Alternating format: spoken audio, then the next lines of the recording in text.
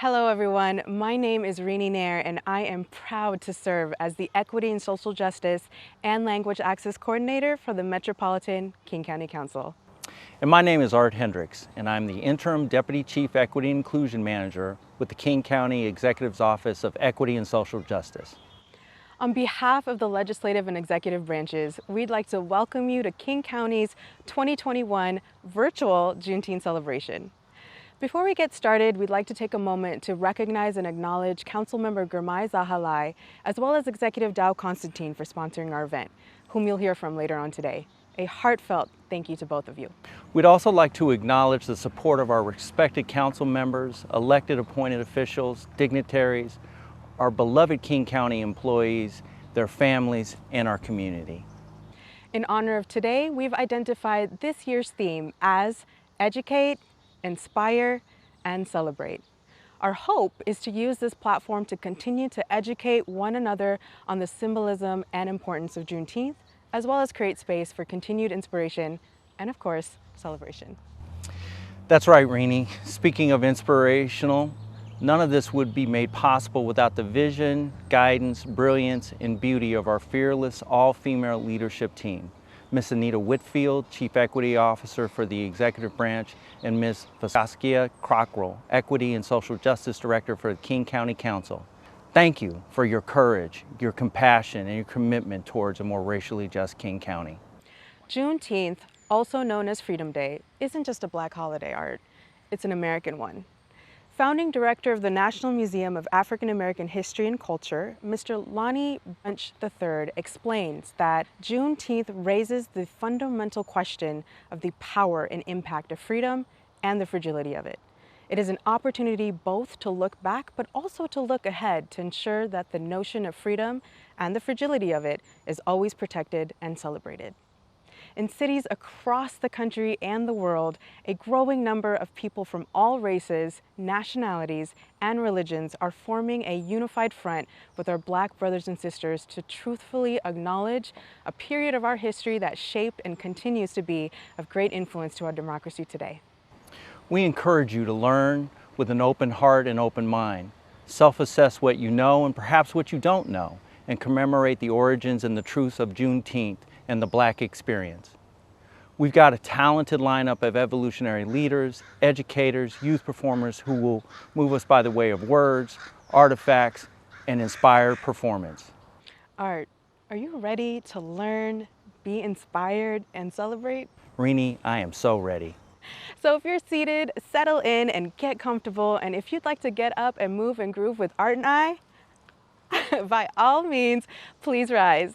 Without further ado, again, a warm welcome to our celebration. Happiest of Juneteenths, and enjoy the show.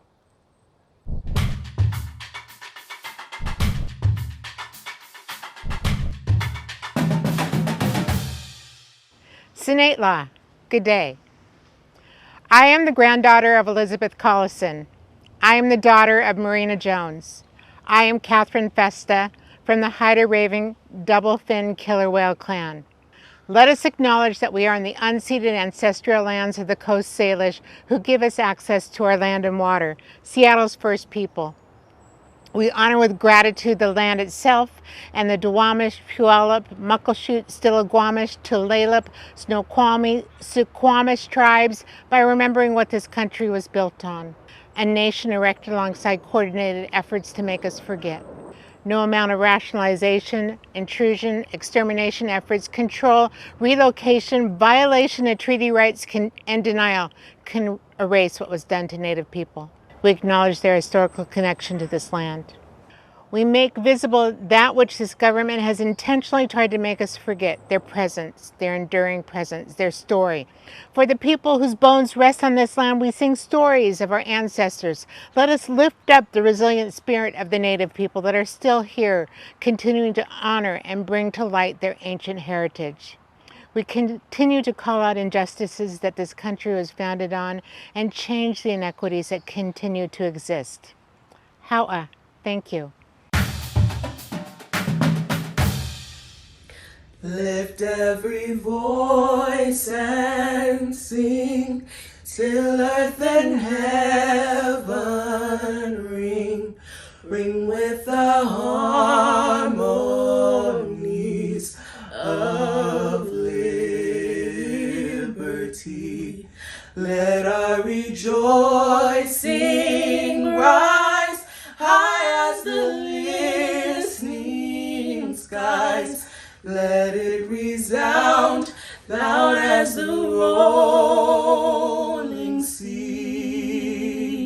Sing a song full of the faith that the dark past has taught us. Sing a song full of the hope that the present has brought us. Facing the rising sun of a new day begun. Let us march on till victory is won.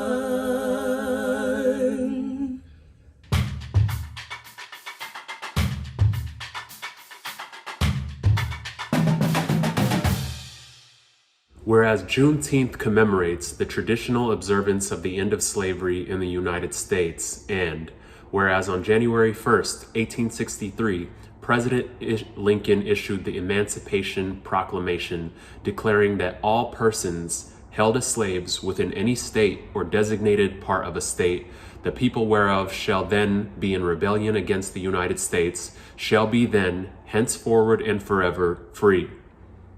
And whereas more than 2 years would pass before the news reached African Americans living in Texas when on June 19, 1865, Union Major General Gordon Granger and his regiment arrived in Galveston, Texas, and spread the word that slavery had been abolished and that they were free.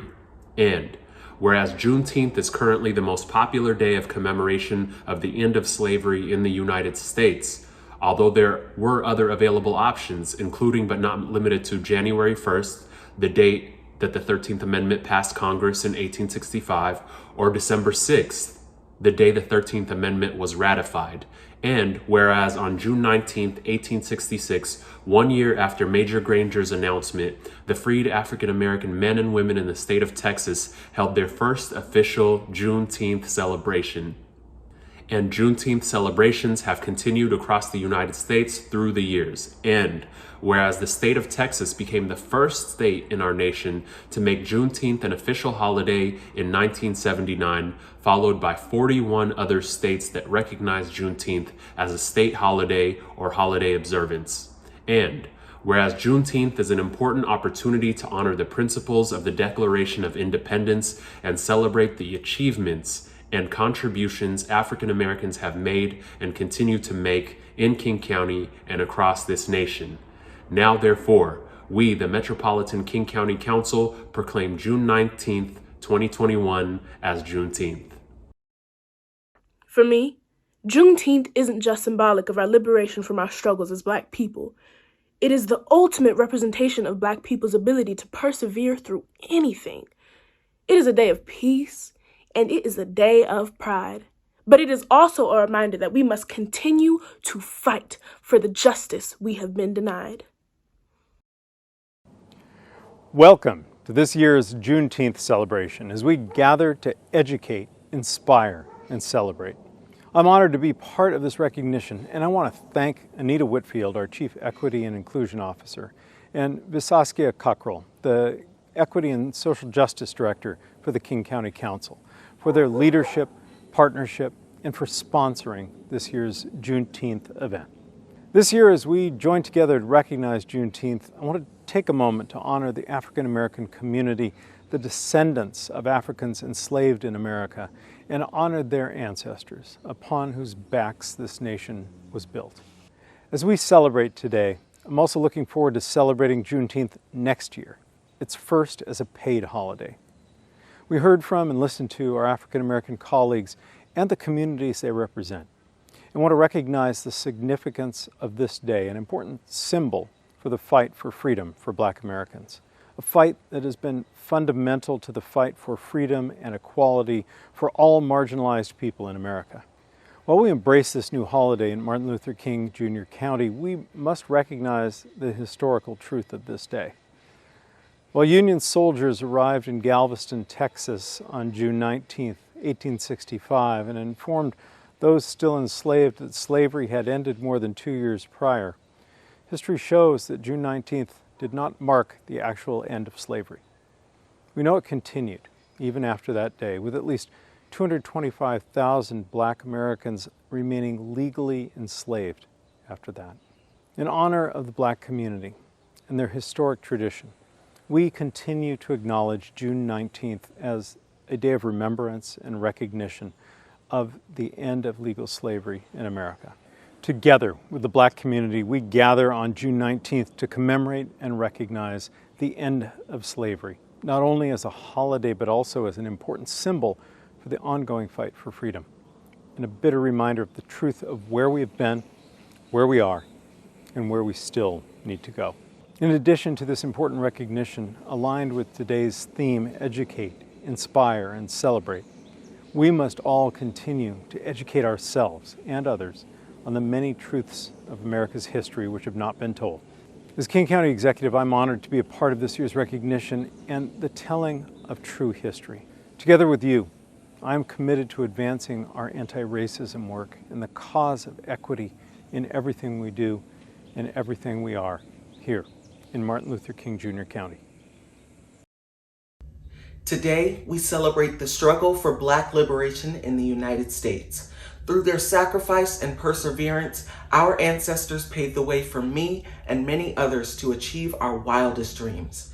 So, even though we are still striving towards true equality today, we must never forget this huge milestone in the fight towards justice. Hello, beautiful people, and thank you, King County, for having me here today.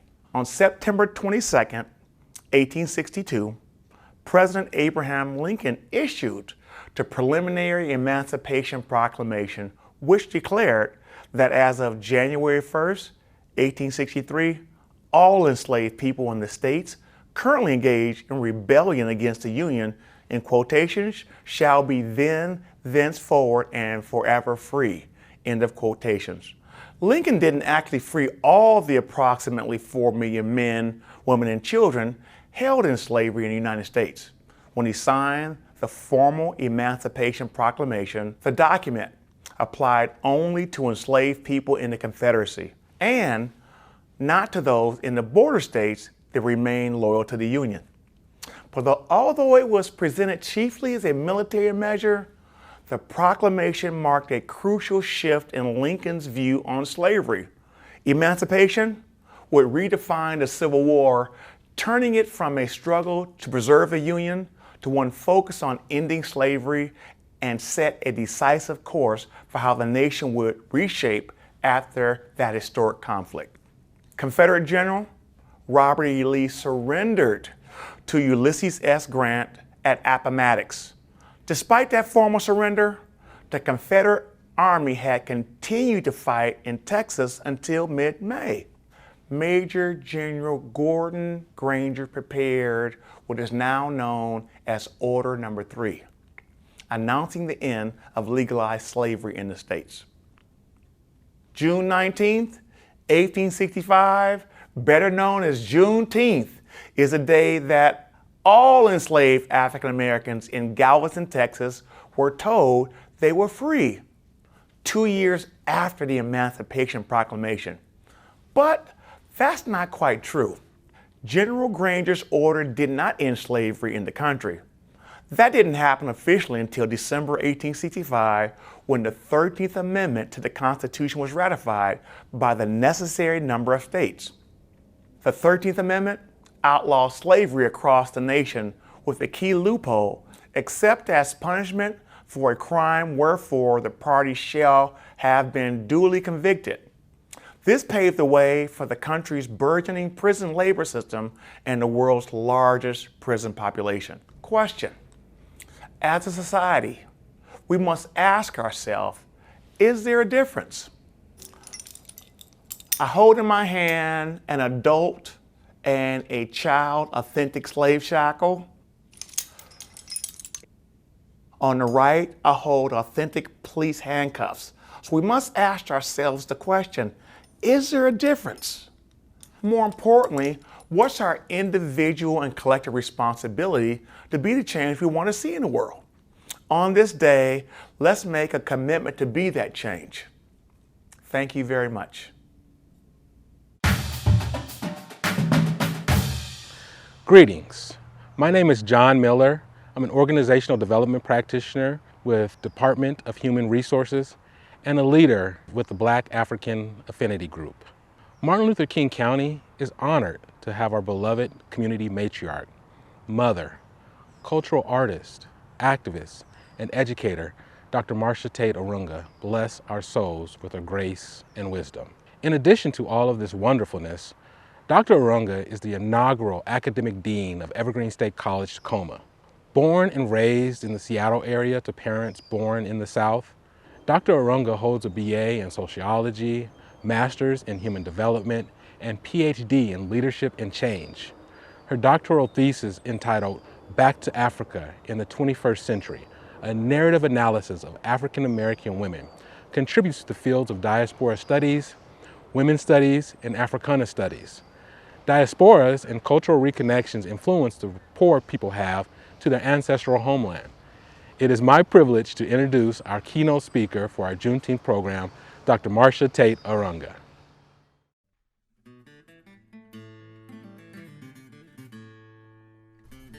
I grew up in a loving family in the Pacific Northwest in the strong African American community.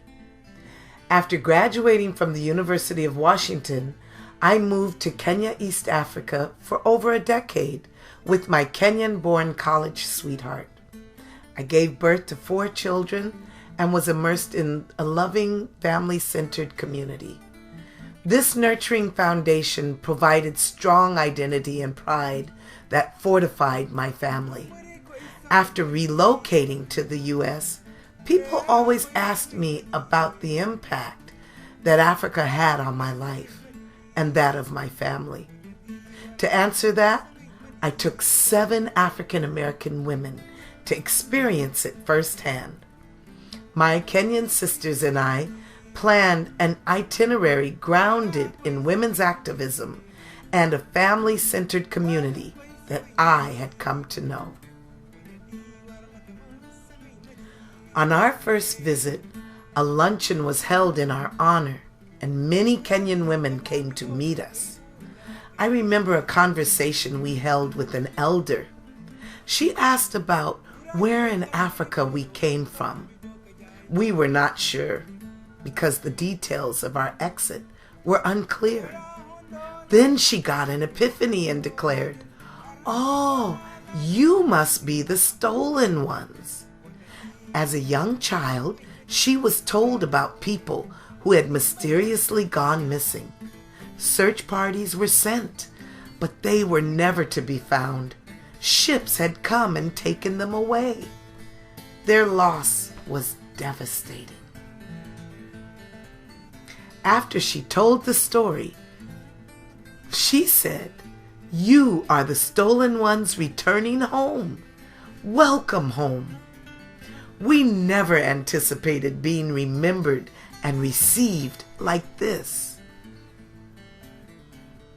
This fact reshapes the personal and collective identities of African Americans who hear this story and realize that their ancestors were missed.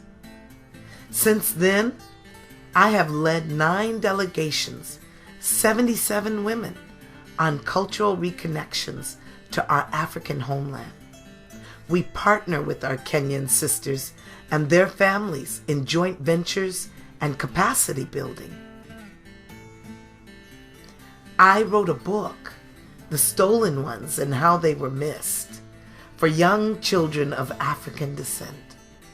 I want them to know that their ancestors were missed.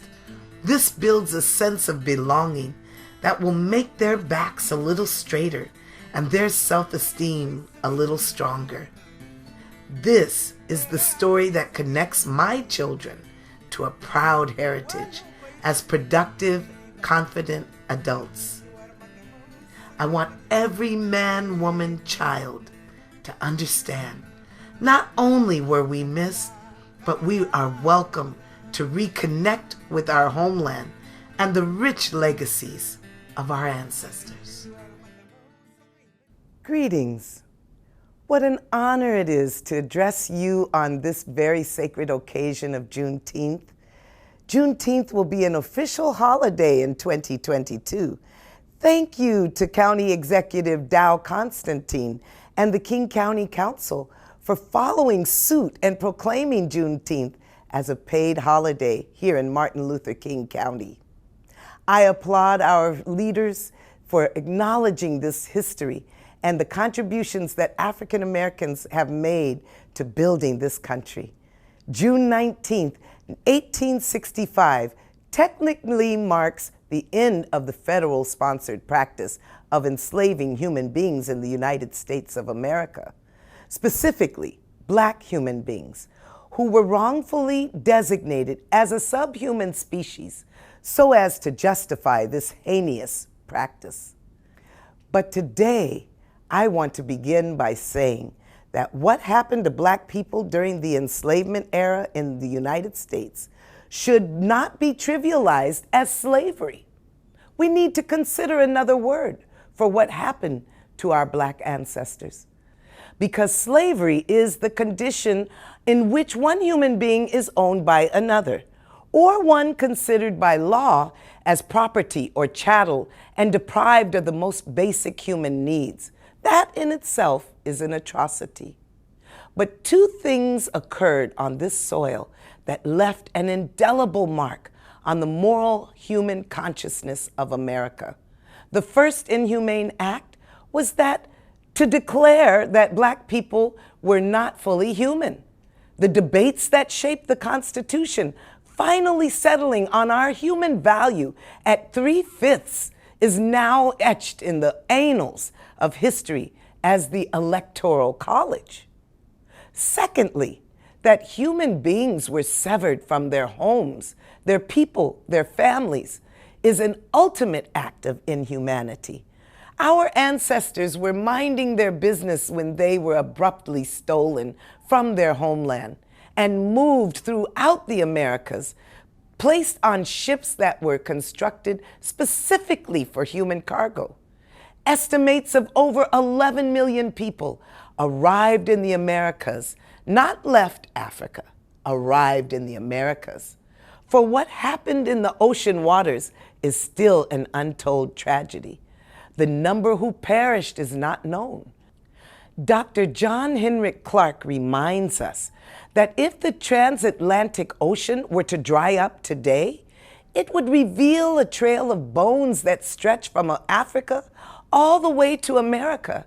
Even the sharks learned to follow the ships, anticipating that bodies would be thrown overboard. Those would be the ancestors who did not make the voyage. However, our ancestors were not only separated from their homeland, they were severed from their very families on this American soil. Permanent bonds of family, like husband and wife, were not even legally recognized. Mothers were separated from their children. Fathers and grandparents were non-existent. Brothers and sisters were sold at the will of their master. Now stop and think about that. The short and long-term impact on this kind of separation makes up the atrocities that set the stage for categorical disparities that are now based on a caste system. This very caste system has served to foster highly restricted barriers to education, health, housing, business ownership, today and yesterday. Fortunately, we survived this horrific time in our history. We survived the disintegration of our families through practicing highly sophisticated adoptive kinship systems. The advent of adoptive kinship systems during slavery exemplified the ultimate compassion and humanity of my ancestors.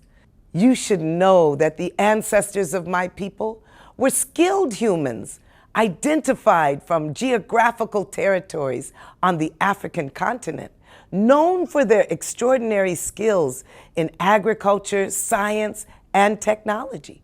For example, people from Senegal were known for their cultivation of rice. People from Benin were sought out for their knowledge about metals.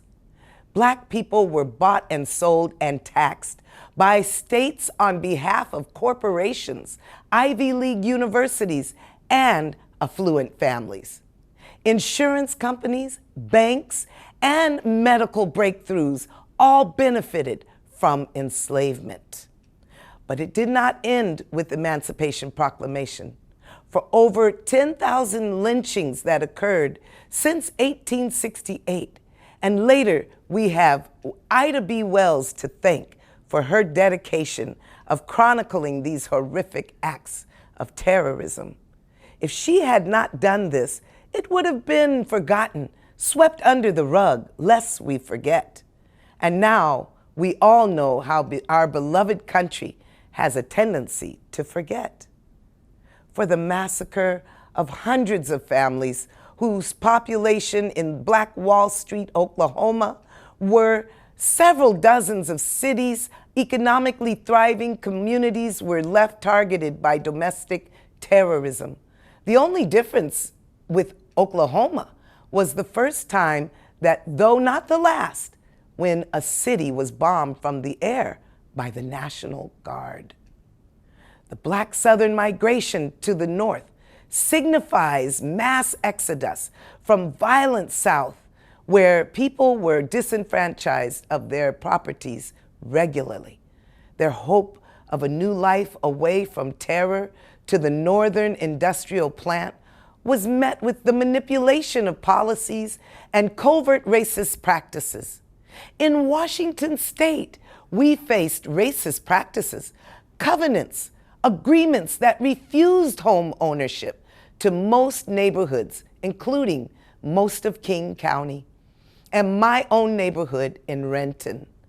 My aunt, Irene Grayson, who traveled as a young girl from Oklahoma to settle in Renton, Washington, grew her farm of multiple acres.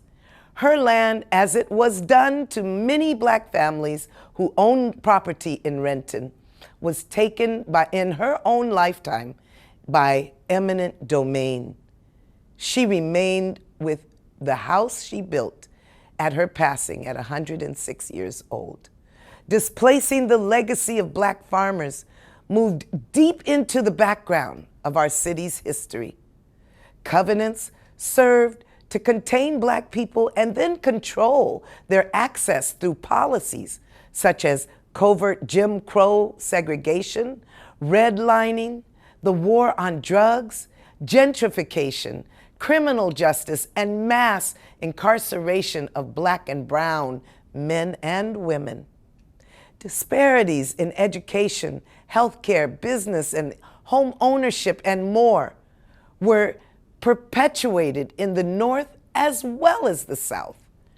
For the current attack on the 1619 Project and critical race theory that has been challenged, both seek to teach historical facts about our nation's history.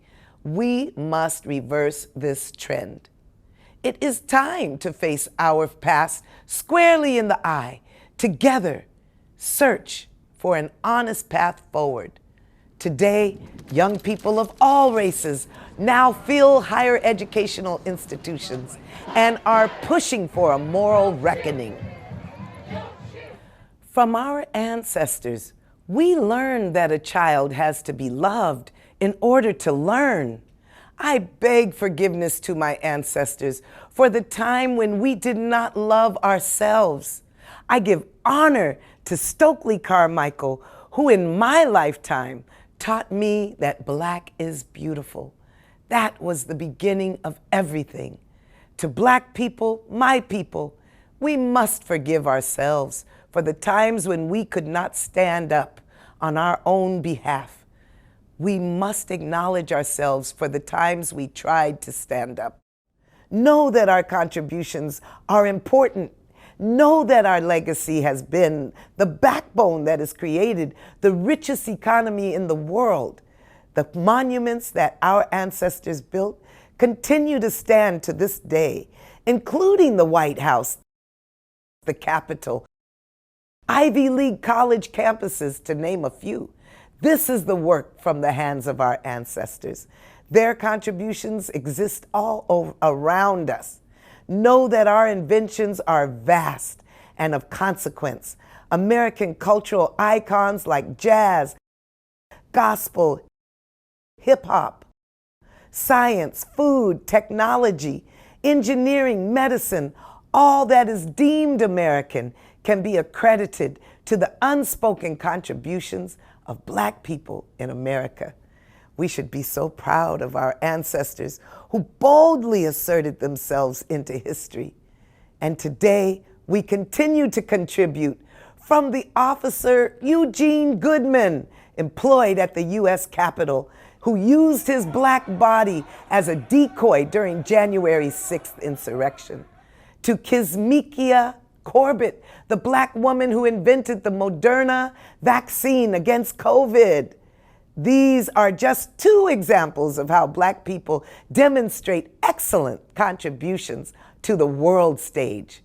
I dare say it is a good time to recognize our ancestors for their contribution to this great nation we hold dear, where we hold these truths to be self-evident, that all human beings are created equal. What exactly does that mean? By those precious words, how do we reconcile as a people? As James Baldwin asks, what is it that you wanted from me to reconcile myself? I was born here almost 60 years ago. I'm not going to live another 60 years. You told me it takes time. It takes my father's time, my mother's time, my uncle's time, my brother's time, and my sister's time. How much time do you want for your progress? For the long-term exclusionary practices that brought harm to generations of people, that restricted our possibility for prosperity. On behalf of our ancestors, ourselves, and our generations that follow, reparative justice is in order.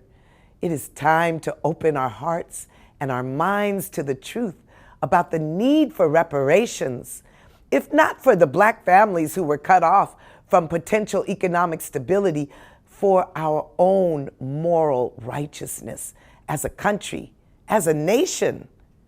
The chaos that is caused to Black people and continues today through the reversal of our voting rights, continued gaslighting, and mind games. Today, Black and brown people need protection as a rare and protected species. State-sponsored capital punishment, police killings must stop. And today I speak for brown and Black people, but the truth is we know that yellow and the red people have their own stories of atrocity. I choose to stand for all of them. There are no people of color who have been left unharmed by exclusionary, coercive, and violent practices.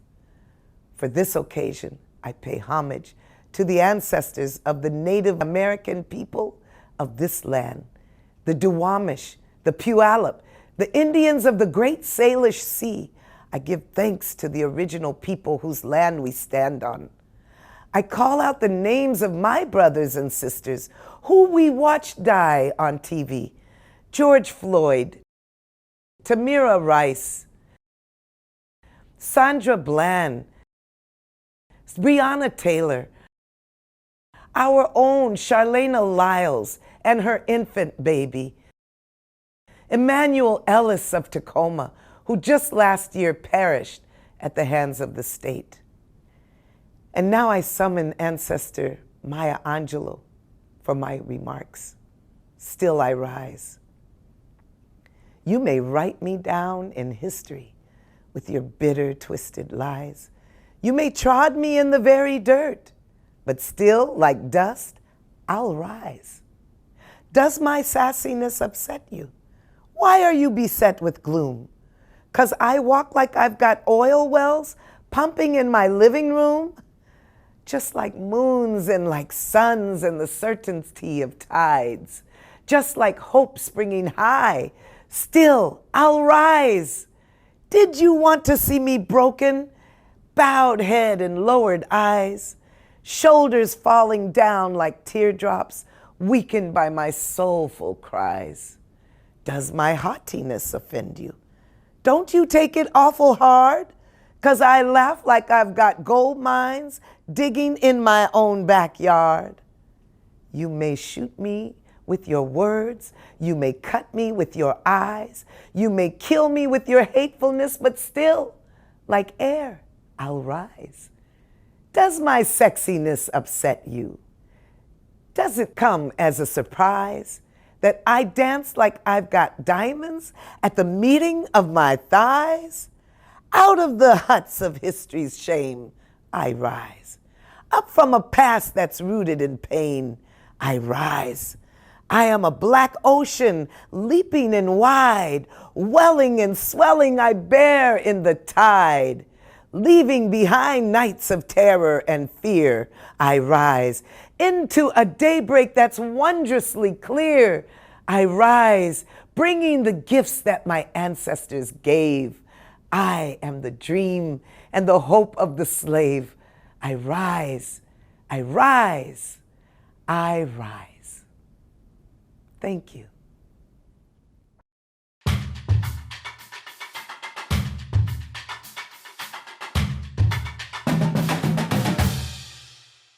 Hello, my name is Erica Newman, and I had the pleasure of serving on the 2021 Juneteenth Planning Committee with some of the county's most brilliant employees. I want to thank Councilmember Gurmai Zahalai, King County Executive Dow Constantine, Vazaskia Crockrell, Anita Whitfield, and KCTV for supporting today's event, and all the people who took time out of their day to tune into the executive and legislative branches' first annual Juneteenth event.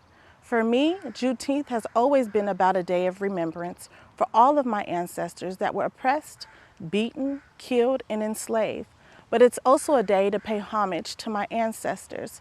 It's because of them I'm able to walk in this world with modified pressures and with the understanding that my net worth isn't derived by the amount of pain I can withstand or go through. My daily goal is to learn something new every day, and today I was inspired by the facts and knowledge delivered by Delbert Richardson and Dr. Marcia Arunga. The youth performers proved that Black excellence is real and exists. This whole event solidified my belief that Black people are more than what society and systems identify as average and or unworthy. But I always knew that Black is and will always be beautiful and most importantly strong. There's a saying that I'm sure you all are familiar with that says there's a time and a place for everything. And so while Juneteenth is the highlight of today's convention, this is also a milestone met for the legislative and executive branch, as we have planned to use 2021 as our year of collaboration, with the intent that 2022 will be the year of transformation. I want to close this out by saying I hope you all enjoyed today's event, and I encourage you to make our ancestors, including the late Reverend Dr. Martin Luther King Jr., proud by taking the time to show appreciation for Black contributions, which can be simply done by supporting Black-owned businesses. And remember, even though slaves were freed in 1865, we are still saying we can't breathe and marching in the streets in 2021, trying to convince others that Black lives do matter right here in the one and only Martin Luther King County. Stay tuned, and more to come later.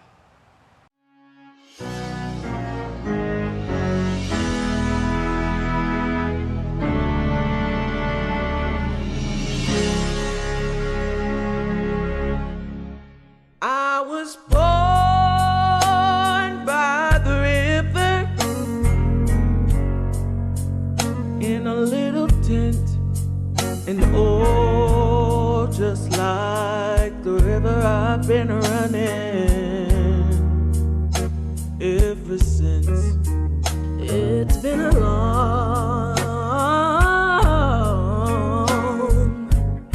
long time coming, but I know